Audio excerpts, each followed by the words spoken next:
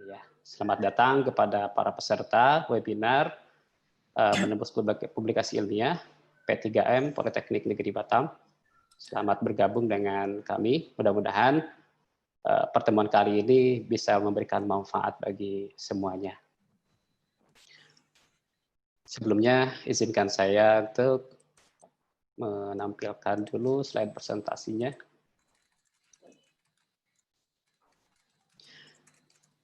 Ya, pada terlihat presentasinya ya.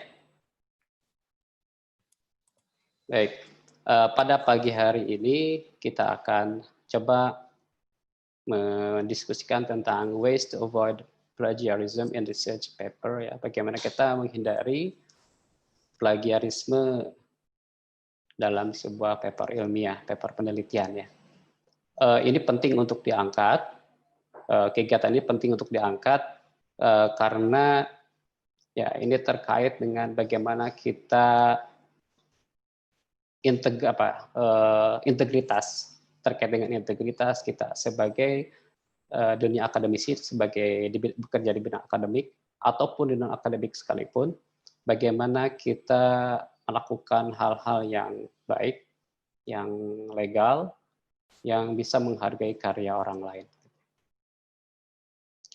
Pada kali ini ya kita akan soroti di bidang bagaimana menulis sebuah paper ilmiah terhindar dari plagiarisme.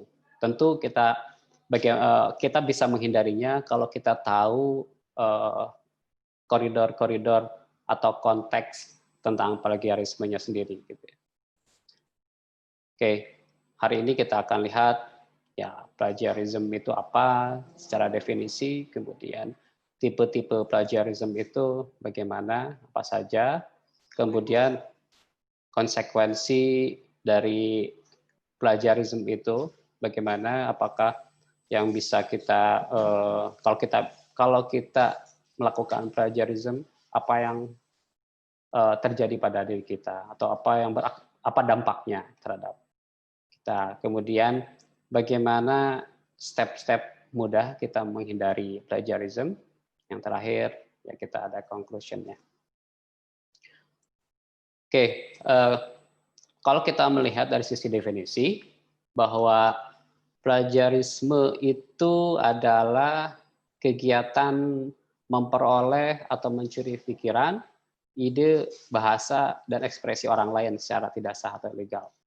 Artinya kita menggunakan atau mendapatkan hasil pekerjaan orang, pikiran orang, ide orang, baik itu secara bahasa ya atau secara ekspresi, itu tanpa sepengetahuan atau tanpa kita menunjukkan sumber-sumber dari apa yang kita gunakan, pekerjaan orang tersebut. Nah, kalau kita misalkan menggunakannya tanpa kita meng-acknowledge, tanpa kita menyebutkan sumber dari apa yang kita gunakan, maka itu kita termasuk ke kategori plagiarisme. Nah, biasanya plagiat ini terjadi ketika seorang penulis, kalau dalam konteksnya kita dalam menulis paper ya, kita menggunakan bahasa, ide, atau materi orang lain tanpa menyebutkan sumbernya tadi ya. Telah kita sebutkan baik itu sengaja maupun tidak disengaja. Artinya kita harus aware terhadap apa yang kita lakukan, apa yang kita tulis dari tulisan yang kita buat. Nah, plagiarisme ini termasuk mencuri gitu ya, kemudian menerbitkan ide, kemudian mengambil data-data punya orang juga, kemudian dan tulisan orang lain dalam konteks tulisan kita. Gitu. Dalam tulisan kita bisa mencuri, menerbitkan ide atau mengambil sesuatu hal dari orang lain tanpa kita menyebutkan sumbernya tadi.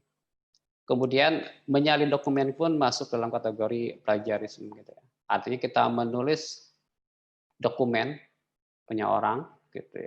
Kemudian tanpa kita menyebutkan atau melakukan hal-hal yang itu bisa membuat kita terhindar dari plagiarisme, itu ya kita masuk ke dalam kategori plagiat. Kemudian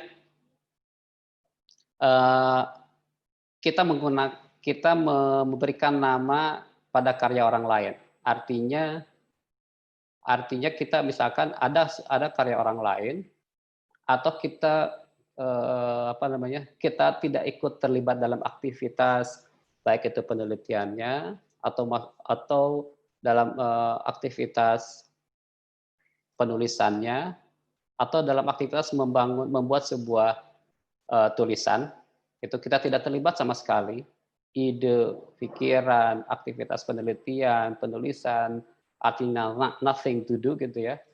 Kemudian kita ada nulis nama kita di sana. Itu pun masuk dalam kategori plagiat atau plagiarism.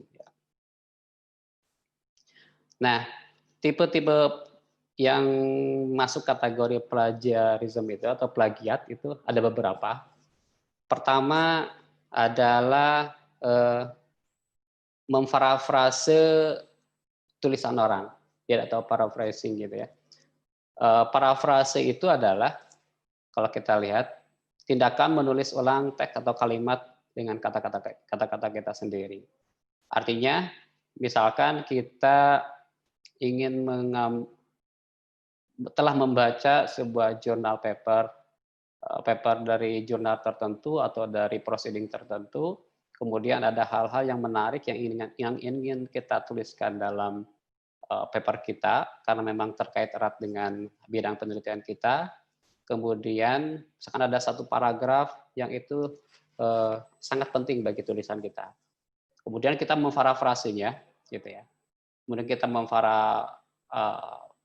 memparafrasenya, menyusun ulang, beda kalimatnya tetapi maknanya sama, idenya sama gitu ya. Kemudian kita tidak menuliskan sumbernya, maka itu masuk dalam kategori plagiat. Walaupun kita menulis ulang ya. Walaupun kita menuliskan ulang tanpa sedikit pun perbedaan dari teks kalimatnya, tetapi idenya itu substansinya sama, maka itu disebut dengan plagiat. Contohnya gini ya. Contohnya misalkan ada di sumber teksnya, misalkan while many governments have taken steps to implement privatization program, progress has been slower than was anticipated in the early 1980s. Misalkan ini kalimat passage sumbernya atau bagian yang ingin kita ambil. Kemudian agar tidak kelihatan bahwa itu adalah punya orang, tidak terbaca di misalkan aplikasi plagiarisme, misalkan Authenticate atau yang lain-lain, kemudian kita menulis ulang, gitu ya. Kita menulis ulang, substansinya sama, idenya sama, misalkan, tapi kata-katanya menjadi berbeda. Itu idenya parafrase itu seperti itu. Misalkan setelah diparafrase menjadi although the implementation of privatization programs has been a priority for many governments, progress in the area has not been as rapid as expected in the early 1980s. Ini kan secara kalimatnya sedikit berbeda, tetapi maknanya tetap sama, gitu ya. Kalimatnya berbeda, beberapa kata kita ganti dengan sinonimnya, gitu ya. Kemudian struktur kalimatnya pun ada sedikit yang berbeda, yang tadinya aktif menjadi pasif, gitu. Sehingga ini terlihat bukan punya orang, bukan tulisan orang. Ketika ketika kita mengecek di aplikasi Authenticate atau aplikasi plagiarism yang lainnya, itu tidak terdetek, misalnya tidak terlacak. Iya, misalkan tidak terlacak secara kalimatnya, tetapi secara substansinya kita telah mencuri ide punya orang, gitu ya. Ide punya orang. Karena di sini kita tidak menyebutkan sumbernya dari mana. Itu adalah salah satu tipe plagiarism, yaitu memparafrase atau menulis ulang teks kalimat punya orang lain dengan kata-kata kita sendiri. Tipe plagiarism yang lain adalah verbatim plagiarism. Ini yang sangat keterlaluan gitu ya. Yang tadi mungkin ada sedikit usaha lah kita memparafrase kalimat apa namanya teks sumbernya. Kalau yang verbatim ini kita menulis atau menyalin teks kata demi kata, artinya plug kita copy paste dari sumber utamanya. Kita mengcopy paste dari sumber utamanya tanpa diubah sedikit pun. Nah, ini sudah kelihatan jelas ya. Sudah kelihatan jelas bahwa ini adalah apa namanya plagiarism yang terlihat gitu. Walaupun misalkan di sini kita dengan menyebutkan atau tanpa menyebutkan sumbernya pun sama. Kalau kita meng-copy paste sama sekali tanpa kita menggunakan rule copy paste-nya gitu ya. Walaupun kita menyebutkan sumbernya pun, meng-acknowledge tulisan sumbernya, kalau kita copy kata per kata itu masih disebut plagiat. Gitu. Kemudian tipe plagiasi selanjutnya adalah incremental plagiarism. Plagiasi incremental. Ini artinya bahwa tipe ini adalah kita menyalin frasa atau bagian atau ide dari berbagai sumber. Misalkan kita di paper A ada kalimat A, kemudian di paper B ada kalimat B, di paper C ada kalimat C dan seterusnya gitu ya. Kemudian kita gabung-gabung membentuk sebuah kalimat baru. Kita gabung-gabung membentuk sebuah kalimat baru. Nah itu masih disebut tipe plagiat juga. Disebut dengan incremental plagiarism. Ini bisa kita lihat kalau kita misalkan cek tulisan kita di beberapa aplikasi plagiat gitu ya. Kalau misalkan dalam satu paragraf itu terdeteksi beberapa kalimat yang diambil dari berbagai sumber yang berbeda. Dari berbagai sumber yang berbeda, itu beberapa kalimat gitu yang tersambung walaupun ketika digabungkan itu tidak mengacu ke satu sumber tulisan gitu. Tetapi bagian-bagiannya itu mengacu ke berbagai sumbernya. Nah, itu disebut dengan incremental plagiarism. Itu masih disebut dengan incremental plagiarism ya. Masih disebut dengan plagiat. Kemudian selanjutnya adalah tipe plagiat lainnya adalah incorrect citation ya. Kita mensitasi atau apa namanya? mengutip sitasi yang salah. Mengutip dokumen yang salah. Jadi misalkan biasanya ini terjadi ketika seorang mengcopy paste dan dengan sengaja memberikan kutipan dokumen yang salah. Contohnya gini, ada tulisan orang atau ada ide punya orang, kemudian kita karena misalkan kita ingin menaikkan jumlah sitasi sebuah paper tertentu gitu ya.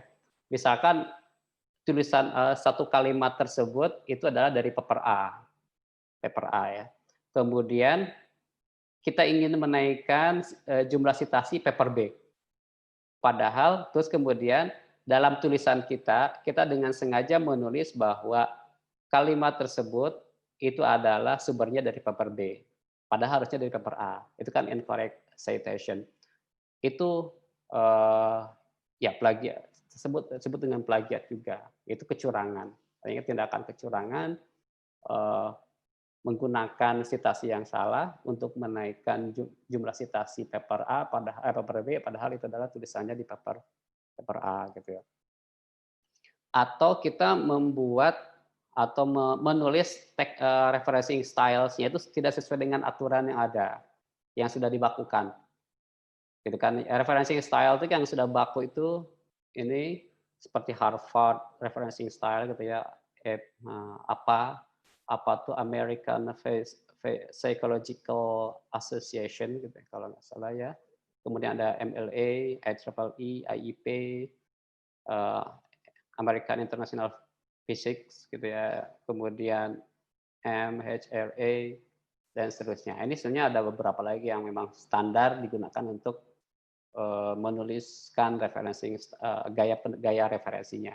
Nah, kalau misalkan kita menggunakan gaya referensi sendiri yang tidak memang itu tidak diakui secara standar di dunia akademia ilmiah, yaitu ya masuk kategori incorrect citation gitu ya.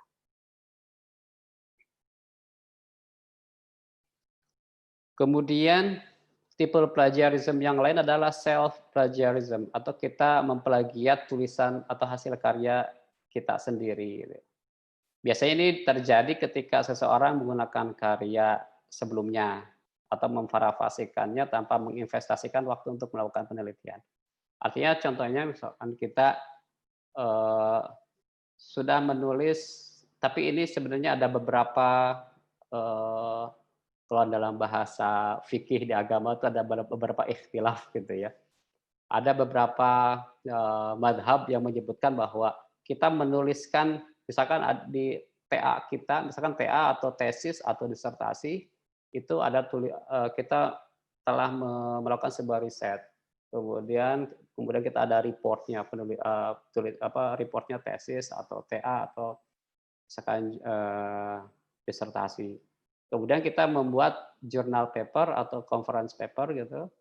Kemudian kita ngambil beberapa kata yang ada di TA atau tesis atau di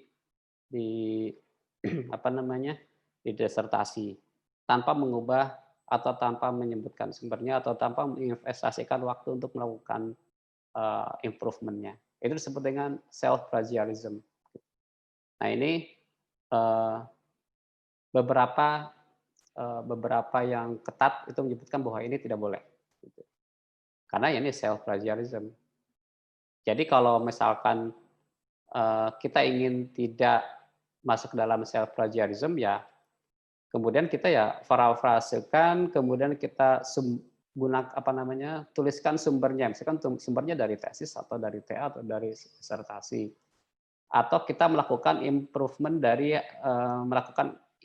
dari hasil data sebelumnya, atau melakukan improvement, artinya ada usaha sedikit, walaupun sedikit gitu ya, ada usaha dulu untuk melakukan bahwa ada sesuatu yang berbeda dari karya sebelumnya. Nah ini biasanya sering terjadi, ini common form self plagiarism ini di mahasiswa itu biasanya ada tugas misalkan ininya sama, kita kirimkan ke tugas A, terus dengan tugas tersebut ternyata masih relevan terhadap mata kuliah yang lainnya. Kemudian kita kirimkan ke mata kuliah yang lainnya juga. Jadi satu tugas bisa dikirimkan ke beberapa.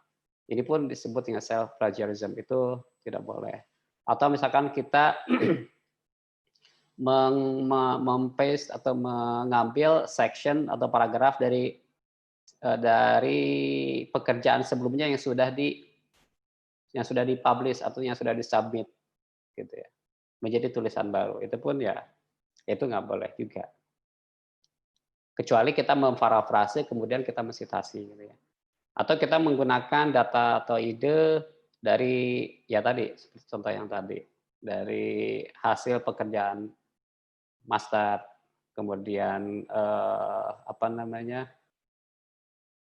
master, disertasi dan S3 misalkan seperti itu, kita menggunakan idenya, kemudian kita tidak mensitasinya, itu bagian dari self plagiarism. Ini biasanya terjadi di kalangan mahasiswa. Nah, di kalangan akademisi itu bisa jadi, yaitu banyak terjadi juga. Misalkan kita mengirimkan manuskrip ke sebuah jurnal, di mana ada data yang sudah dipublikasi di jurnal yang lain. Gitu. Ada data plek yang sudah dipublikasi di jurnal yang lain.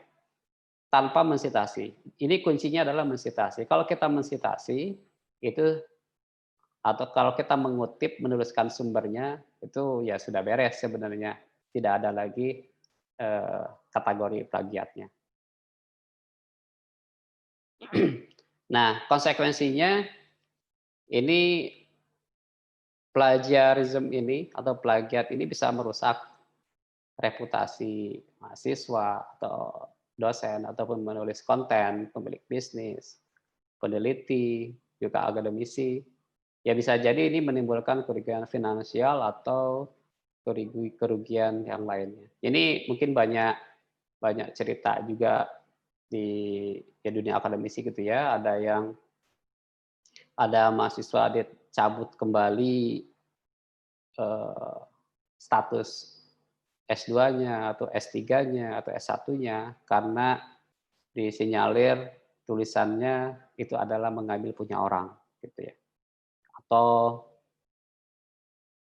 papernya misalkan ternyata mengambil punya orang sehingga ada hal-hal yang dirugikan secara finansial, kita pasti dituntut untuk secara finansial mengganti rugi dan lain sebagainya. Artinya secara konsekuensinya secara reputasi itu pasti akan merugikan. Belum lagi secara moral ya, belum lagi secara moral ya kita yang bekerja di dunia akademisi harusnya bisa menghindari hal-hal tersebut.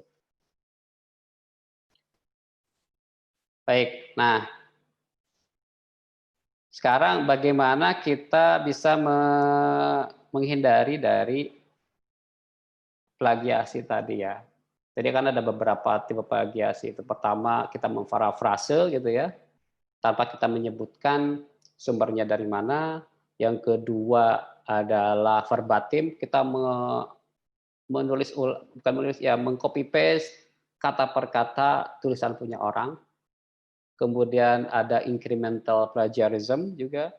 Incremental itu kita ngambil blok-blok ide dari berbagai sumber, kita gabungkan, atau blok-blok kalimat dari berbagai sumber, kita gabungkan menjadi satu kalimat, walaupun kalimatnya berbeda, tetapi beberapa katanya mengambil dari beberapa sumber, tanpa memparafrasenya, gitu ya. Itu incremental plagiarism. Kemudian incorrect tadi, bagaimana kita menghindari incorrect citation gitu, itu bagian dari plagiarism juga. Kita mengakui sebuah karya orang lain tanpa atau menuliskan mensitasi sebuah karya padahal bukan karyanya gitu. Dengan tujuan misalkan untuk menaikkan jumlah sitasi. Nah, itu plagiat juga, artinya itu udah kriminal akademik atau kriminal di bidang scientific. Kemudian self plagiarism juga. Nah, tentunya ada beberapa hal yang plagiarism itu plagiat atau mencontek itu dikatakan kritis gitu ya jika memang itu adalah sebuah konsep atau ide yang belum general. Artinya itu ya memang baru keluar dari hasil karya punya orang gitu. Tapi kalau misalkan itu adalah sebuah general knowledge, general sebuah informasi umum yang semuanya pasti tahu, semuanya itu sering digunakan. Gitu. Nah itu kemudian kita memakainya kembali, yaitu bukan plagiarism namanya. Misalkan tentang kalau di dalam dunia fisika kita menuliskan hukum Newton gitu ya. Hukum Newton satu adalah misalkan sigma F sama dengan 0 gitu ya. Ya itu kan general knowledge, semuanya itu sudah tahu dan kita misalkan itu ada di paper A atau paper B, paper C. Kalau itu adalah sebuah informasi umum, kita tulis ulang nggak apa-apa gitu. Itu nggak masalah. Tetapi yang dipermasalahkan itu adalah ketika itu adalah sebuah ide ide atau sebuah konsep atau sebuah knowledge yang baru yang itu belum umum, belum banyak digunakan dan itu adalah merupakan sebuah hasil karya seseorang. Nah, itu yang tidak boleh gitu ya. Itu yang tidak boleh. Jadi itu kuncinya gitu. Kalau misalkan ternyata ini informasinya umum, semua orang pasti tahu, semua orang pasti mengenalinya, dan itu tidak ada batasan siapa penemunya. Walaupun penemunya sudah lama, misalkan Newton gitu ya, dan dulu belum ada papernya tentang Newton. ya kita bisa menggunakannya dalam paper kita tanpa perlu mensitasi.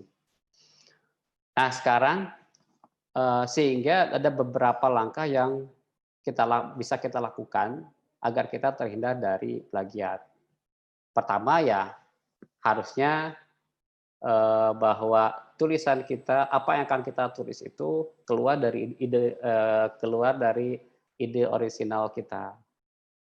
Tulisan atau informasi atau temuan hasil riset ya, hasil orisinil dari temuan riset kita, atau ketika kita menulis ya menulis hasil kitanya sendiri tanpa kemudian idenya misalkan ide kita sendiri. Nah, itu yang paling baik sebenarnya gitu. Tapi sebenarnya itu hal yang tidak mungkin 100% kita dalam tulisan kita itu 100% orisinal murni dari ide kita, itu nggak mungkin. Nggak mungkin, karena kita pun ketika meneliti pasti melihat hasil-hasil karya orang lain, sehingga kita bisa melakukan sesuatu yang baru dalam penelitian kita. Gitu.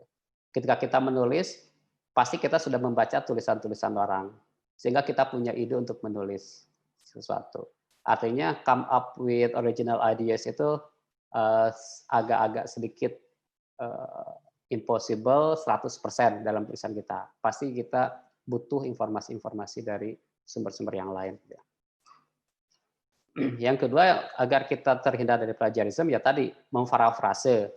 Tadi kan parafrase itu bagian dari tipe plagiarisme kalau kita tidak mensitasi, kalau kita tidak mengutip sumber informasinya. Gitu.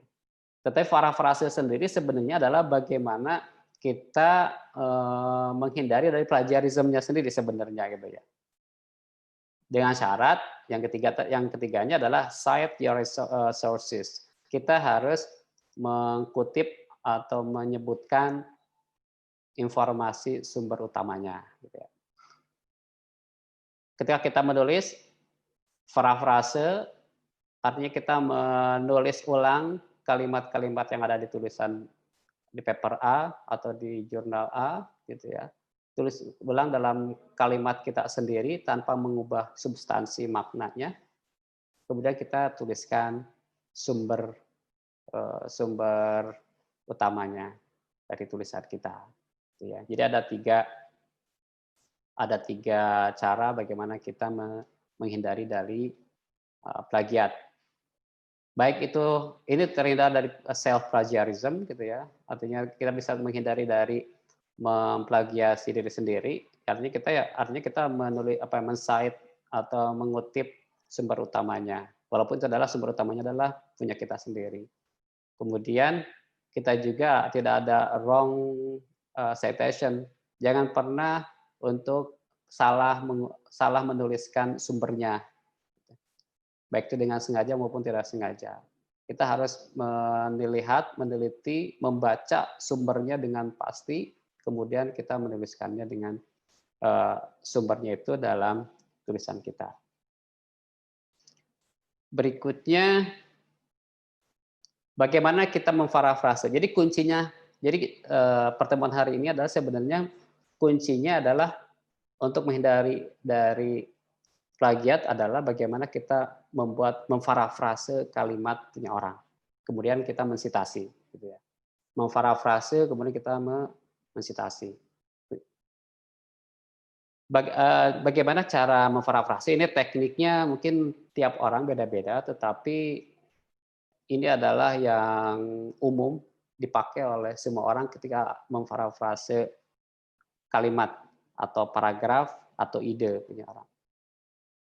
Pertamanya, baca bagian yang akan kita tulis di paper kita, di tulisan kita. Kita baca bagian tersebut beberapa kali dan pahami maksudnya apa. Gitu ya. Misalkan ada satu paragraf atau ada satu kalimat atau satu informasi yang ingin kita pakai di tulisan kita. Ya kita baca terus beberapa kali sampai kita paham maksudnya.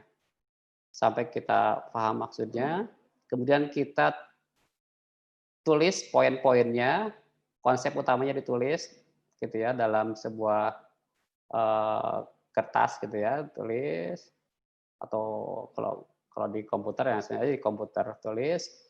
Kemudian dari poin-poin tersebut kita menulis ulang dari poin-poin tersebut tanpa melihat teks aslinya. Ya, membuat kalimat tanpa melihat teks aslinya dari poin-poin konsep utama yang kita tulis. Nah, kalau sudah ditulis ulang, kemudian kita bandingkan teks hasil parafrase kita, gitu ya, dengan aslinya, gitu ya, dengan aslinya. Nah, kalau misalkan ternyata ada bagian-bagian yang mirip, ya kita sedikit adjust, refine gitu ya.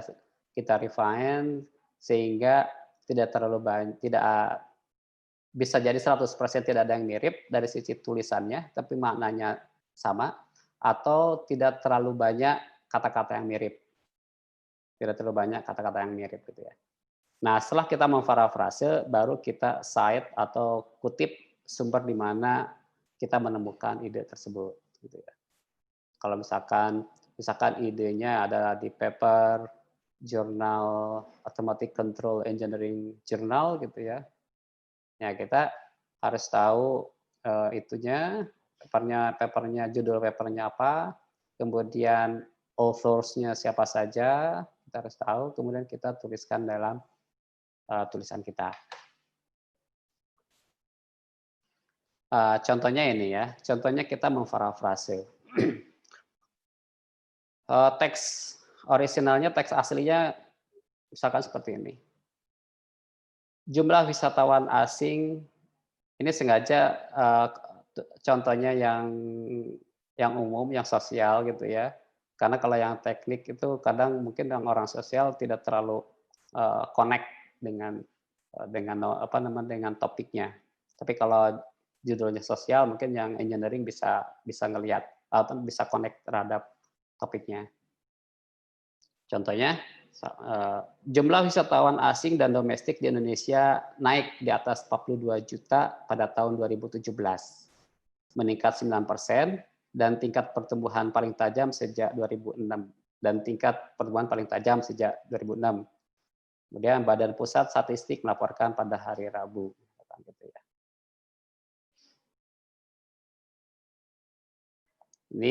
Ini diambil misalkan diambil oleh Stefani pada tahun 2018.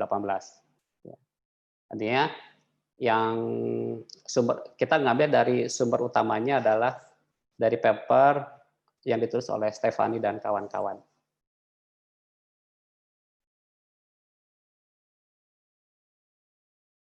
Kemudian di parafrasenya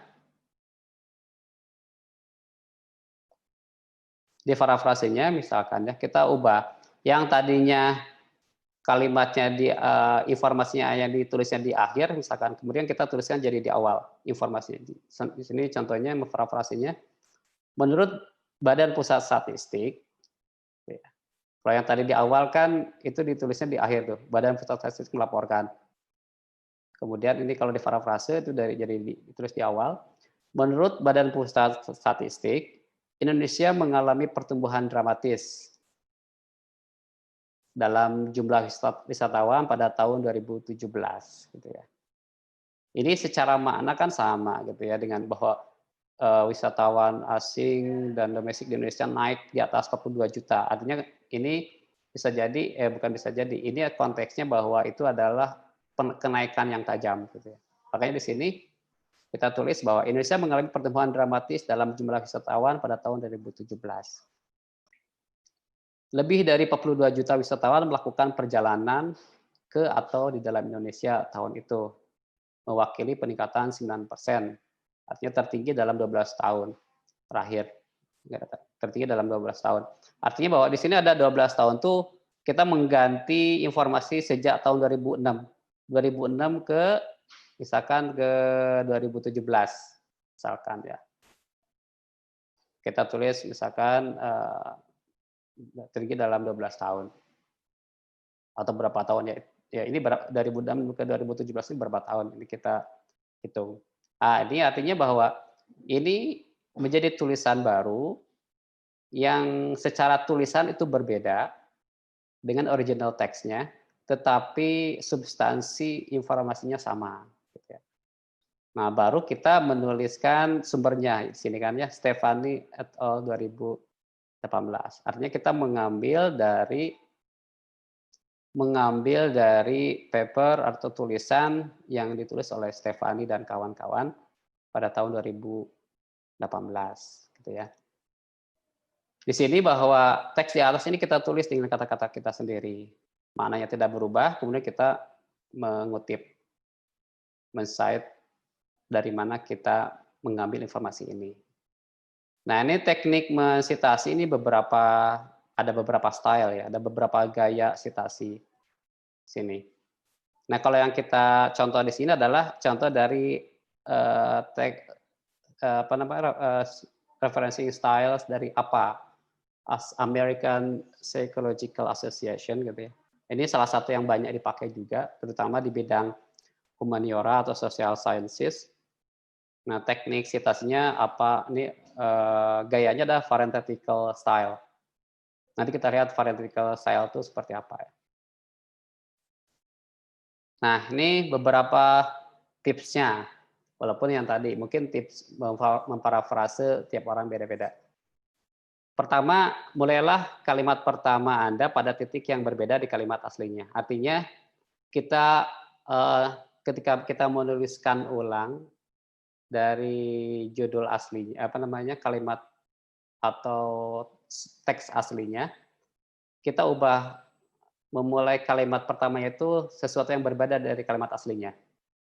Itu untuk kick off dari parafrase agar ketika membaca itu ya berbeda dengan kalimat aslinya. Artinya kalimat pertama itu harus berbeda, gitu ya. Kemudian gunakan sebanyak mungkin sinonim atau kata-kata yang artinya sama.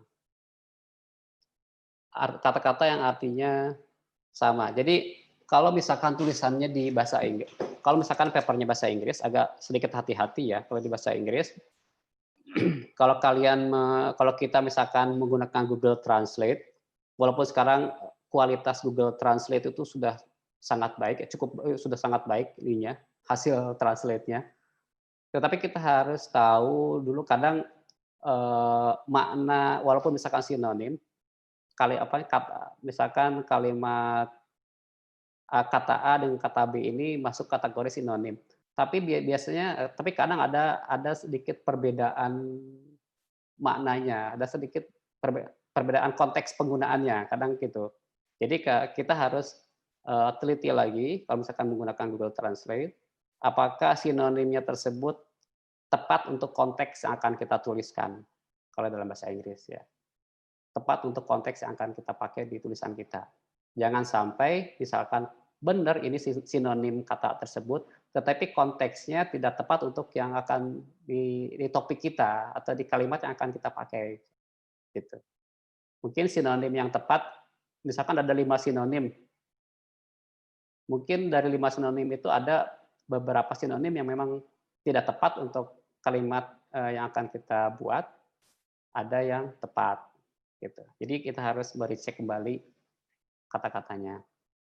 Kemudian ubah struktur kalimatnya yang tadinya aktif menjadi pasif.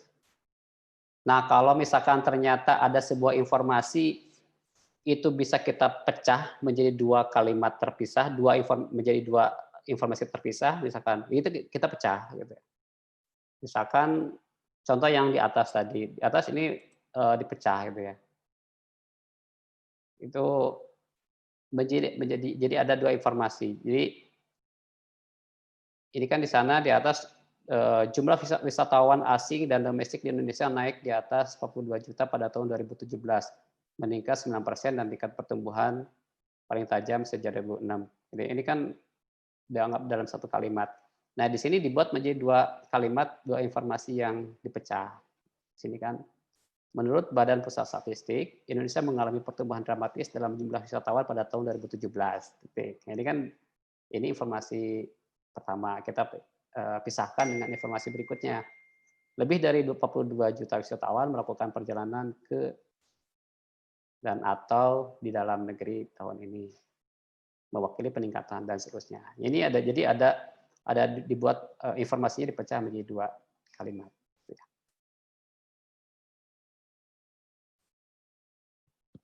Kemudian, nah ada kadang jadi ada parafrase, ada quote ya, ada quotation. Terkadang yang paling disarankan adalah kita memparafrase. Yang paling disarankan adalah kita memparafrase tulisan yang akan kita pakai, tulisan punya orang yang akan kita pakai di tulisan kita. Kenapa? Itu disarankan karena dengan kita memparafrase bahwa kita tuh menunjukkan bahwa kita paham dengan apa yang kita tulis. Memaksa kita untuk memahami apa yang kita tulis gitu ya. Kemudian dalam paper tersebut itu tulisan kita menjadi terlihat dominan. Karena kita memparafrase artinya secara tidak langsung ada beberapa ide yang kita tulis di sana walaupun substansinya sama. Sehingga tulisan kita itu masih terlihat dominan daripada menuliskan quote gitu ya. Sehingga kalau misalkan terlalu banyak quote itu ya mengurangi keterbacaan dari tulisan kita. Artinya teks kita itu dominasinya itu terlihat berkurang tulisan kitanya karena banyak quote-nya gitu ya. Tetapi itu tidak apa namanya, kita diperbolehkan meng-quote jika kita ingin memberikan definisi yang tepat. Artinya kita sangat takut ketika kita memparafrase, takut merubah makna sebenarnya dari si penulis pertama, si sumbernya. Kita ingin kita merasa takut gitu ya, kalau itu merubah makna sedikit pun ya. Maka kita boleh meng-quote. Bagaimana cara meng-quote-nya ya, kita tulis kalimat atau ya kalimat yang akan kita pakai di tulisan kita diawali dengan tanda kutip ya, dalam tanda kutip 2 petik, tanda 2 petik ini ya, contoh ini. Atau misalkan quote ini bisa dipakai atau jika kita ingin mengkritik argumen orang, argumen yang penulis pertama gitu ya. Atau ingin mengkritik analisis di tulisan sumber sebelumnya. Atau ingin memberikan bukti pendukung argumen kita. Misalkan kita berargumen bla bla bla bla bla gitu ya. Kemudian kita ingin memberikan kepada pembaca di tulisan kita bahwa argumen kita ini selaras dengan argumen peneliti yang lainnya, misalkan. Nah, kita tulis quote-nya, misalkan punya peneliti yang lainnya itu dalam tulisan kita. Gitu ya. Kemudian setelah quote itu tuliskan sumbernya. Contohnya yang ini. Jadi tetap kita harus menuliskan sumbernya setelah kita menuliskan quote. Nah, ini contohnya yang jumlah wisatawan asing dan domestik ini yang atas nih ya. Ini kan dalam tanda quote. Nah, kita tuliskan juga sumbernya seperti ini.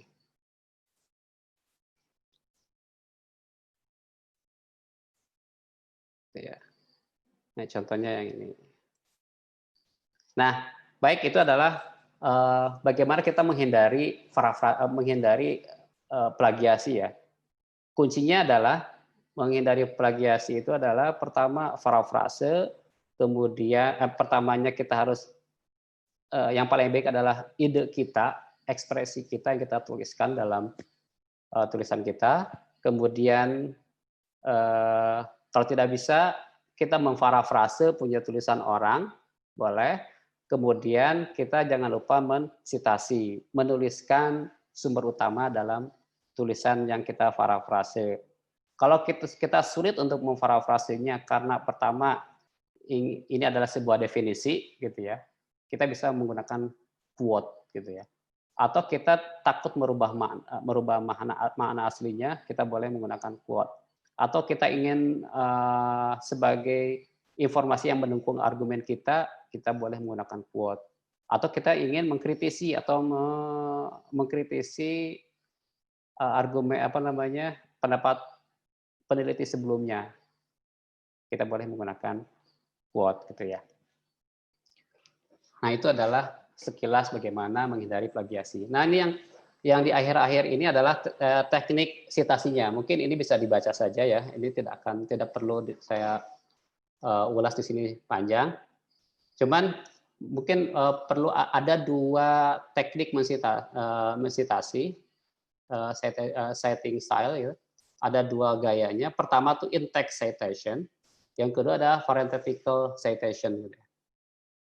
In-text citation itu adalah kita menuliskan sumbernya itu dalam kalimat yang kita pakai, dalam struktur kalimat yang kita pakai.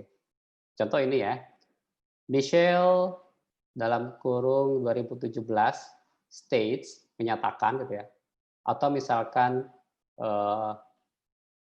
apa namanya, Septiana, misalkan kita mengambil dari paper Bu Mariani Septiana yang ditulis misalkan di ICAS tahun 2019 misalkan. Misalkan di sini tulis Septiana 2019 menyatakan bla bla bla bla bla bla bla gitu ya. Ini adalah disebut dengan in-text citation-nya. Artinya kita mengincludekan sumbernya dalam kalimat yang kita buat. Teknik yang kedua adalah parenthetical citation. Kita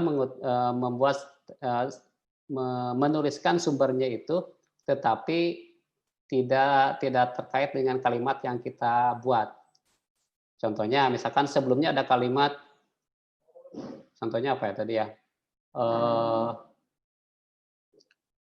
Menurut sumber data statistik yang diperoleh pada tahun 2017, contohnya gitu ya, menyebutkan bahwa pertumbuhan perekonomian di Batam naik sekitar 10%. Gitu ya. Dalam kurung Septiana 2019. Gitu ya. Itu kan artinya bahwa sumbernya itu ditulisnya terpisah dari kalimat yang kita buat. Tidak masuk ke grammatical-nya lah kalau dalam bahasa itunya. Tidak masuk ke grammatical sentence-nya. Jadi bisa menggunakan dua teknik, in-text citation atau parenthetical citation. Nah, bagaimana cara mempresentasikan informasi sumbernya, itu kita harus melihat referencing styles-nya. Apakah kita menggunakan Harvard, apa, MLA, IEEE, IIP, MHRA. Ini masing-masing berbeda, gitu ya. Masing-masing berbeda. Nah, ini contoh yang tadi ya, sebentar. Contoh yang in-text dan parenthetical. Yang in-text ini biasanya di awal kalimat, karena kita misalkan ini, Stein 2018 studied whether the early onset bla bla bla blanya gitu. Kemudian kalau yang parenthetical tuh kita menuliskan argumennya punya orang, tapi dalam parafrase kita, another study found similar data showing that individual as young dan seterusnya of the disease dalam kurung Tang and Pierce 2018 page 2003 dan seterusnya. Ini parenthetical. Nah, untuk melihat bagaimana kita menulis teknik apa citation guide, itu bisa buka di link ini ya, www.mendeley guide apa citation guide. Kalau kita menuliskannya dalam tulisan manual, artinya menggunakan Microsoft Word manual gitu ya, memang itu agak sedikit rumit ketika kita ingin menuliskan sitasi. Kita harus tulis manual gitu ya.